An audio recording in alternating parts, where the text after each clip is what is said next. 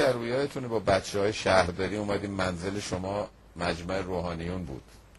بچه‌های شهرداری رو گرفته بودن و آویزون کرده بودن و کتک زده بودن و اونجا شما گریه افتادین. من میخوام از شما سوال کنم که اگر اتفاق مشابهی در دولت شما بیفته، برای مدیرانتون بعد از یه دوره طولانی خدمت یه همچین وضعیتی به وجود بیاد چه کار بکنید؟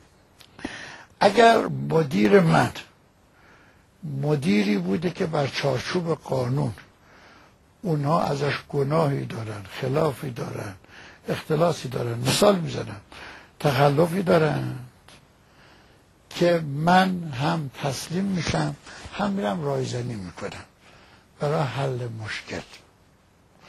اما اگر احساس کنم که نه بهانه سیاسیه، احساس کنم اگر تخلف هم هست تخلف اندک قابل اغماضه، اصلا از این چیزایی که تو ادارات تو تشکیلات میشه به شدت. شما اون روز فکر کنم به این نتیجه دوم رسیدید که گریه کردن دوستانتون. خب معلومه که به همین نتیجه دوم رسید. پس اون نامه رو کی نوشت، کی گریه کرد، کی امضا کرد؟ خب حالا چه میکنید اگر رئیس فردا جمهور میمونید سر کار بازم با یه همچین وضعیتی؟ خب اگه میخواستم بمونم که میشستم اونجا، لغمانیان میمون تو زندان. هفته بعدش هم آقای دادفر میگرفتن، چون به صراحه به من گفتن اینا 3 نفر محکومن، حقیقت جو فاطمه، دادفر لغمانیان، یکی از مسئولین قضایی. حتما لغمانیان آزاد نمیشه، دادفر هم این روزا میگیری، تنها رهبری از هم اختیاراتش گفته فاطمه چون خانمه نگیرید. بعدم آمدم حساب کردم گفتم من نمیشونم اینجا رئیس مجلس باشم، آقای لغمانیان زندان باشه. پس فردا هم دادفر میگیرن. تجربه مجلس اول و بعضا هم داشتم و کجا 2 هفته دیگه مزروعی نگیرن، 2 هفته دیگه یکی دیگر نگیرن. من باید برم و مشکل ما حل کنم، هیچ دعوام ندارم. رایزنی هم که به نتیجه نرسید، رفتم کاری هم کردم که دیگه تا پایان مجلس هم هلوش مجلس نیامدن. پس انشالله مدیران در پناه حمایت شما میتونن با خیال راحت بله کار کنن، بدون پاپوش کار بکنن. بله بدون پاپوش کار کنن. آقای کروبی، برای آقای کرباسی شوخی میگیم و شوخی جدی، خودش میدونه اونی که بیش از همه حرف زد، دوید. نه من اینها رو میدونم، میترسم یا شما رئیس جمهور بشین مثل قبلی ها بشین. نه من به یه آقای قضایی گفتم آقا من یه سوال از تو میکنم، چون آخه وقتی مسئولم یه نوعی با افراد برخورد میکنم، زندگی میکنم که وقتی هم مسئول نیستن یه محبتی با ما بکنن. من به یه آدم مهمی تلفن کردم، من شما راجع به آقایون میخوام ببینم. کجا هم دیگر بینیم؟ گفت اصلا صبحانه من میام خونه شما. صبحانه آمد اونجا، اساس پرونده هم دست او بود. اینجا نمیخوام مثل ببریم، خودشون هم میدونه. شغلش هم بسیار مهم بود. نشستیم که چرا کارایی میکنیم؟ گفتم فلانی من یه سال دوستانه هست میکنم، اگر غلام حسین کرباسی از آقای ناطق یا آقای شریع حمایت کرده بود در انتخابات، علیه کار برش میکردید. همطور دوم چون که یادتونه 4 رقم نمیده ایشالله.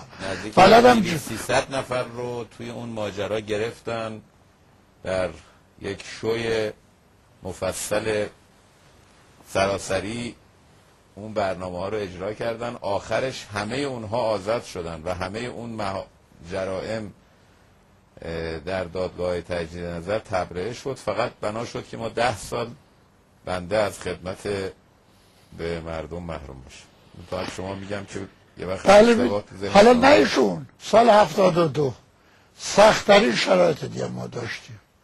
باید حتما فکری بکنیم. عاجل ترین مسئله مردم شما گفتید مسئله اقتصادیه و من اشاره کردم که خط فقرم شما بهتر از ما میدونید، چون خیلی با به خصوص خانواده های جانبازان و شهدا باید حتما فکری بکنیم. عاجل ترین مسئله مردم بالاخره این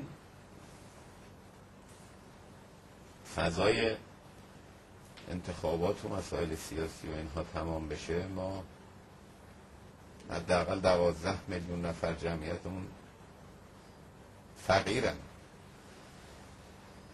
شما به عنوان یه رئیس جمهور روحانی برای اینا چه کار میخواد بکنید؟ آقای کرباسچی یادآوری قضایا که میکنه بی اختیار خودش تحت تاثیر قرار بگیره، خیلی متاثر میشه. اون روزم در جلسه ای که آمدن و تشکیل داده بودیم تو دفتر من باز متاثر شدن.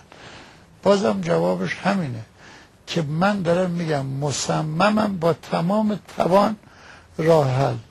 حتما یقین دارید راه حل من تنها نمیتونم بگم، تازه روش فکر کنم بشیدم. راه حل با همه نیروهایی که میخوان با من کار کنن و حتی اونایی که ممکنه با ما هم کار نکنن اما برای این مسائل که دلشون میسوزه بشینیم فکر کنیم. من آمادگی دارم، من تمام توانم در این چیزا بیذارم که ببینیم که چه کار کنیم. تمام ریاست جمهوری ملاحظات رو واقعا بذاریم کنار. اسم فقرا و عدالت آوردن راحته، ولی نون اونها رو خوردن و هیچ کاری برای اونها نکردن به اسم اینکه ما یک قهرمان جهانی میشیم، شعاری میدیم که مردم بهشون فشار بیاد، خیلی کار پسندیده ای نیست. شما در مقام ریاست جمهوری مصمم هستید که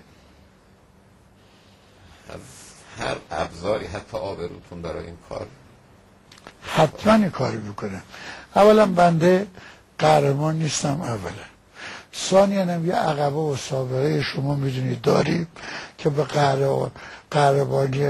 قهرمانی کاذبش نیازی ندارم و واقعا من میرم در حوزه کارم که ریاست جمهوری و حل مشکلات و حاضرم همطور که خود حضرت علی هم دیدید برای آزادی یک زندانی رئیس مجلس بودم، به یه عزیز یه تلفن میکردم میگفت تو این کارو بکن به دفترت بگو، لازم نیست دفترت رو شما به من بگی، خودت بگو. ولی من میگفتم یه حل شه.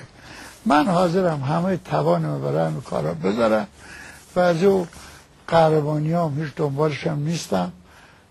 منافع مردم، گرفتاری مردم، زندگی مردم، عزت و اقتدار این ملت برامون واقعا مهمه که حتی کشورهای اطرافمون این چنین نشه که داره میشه.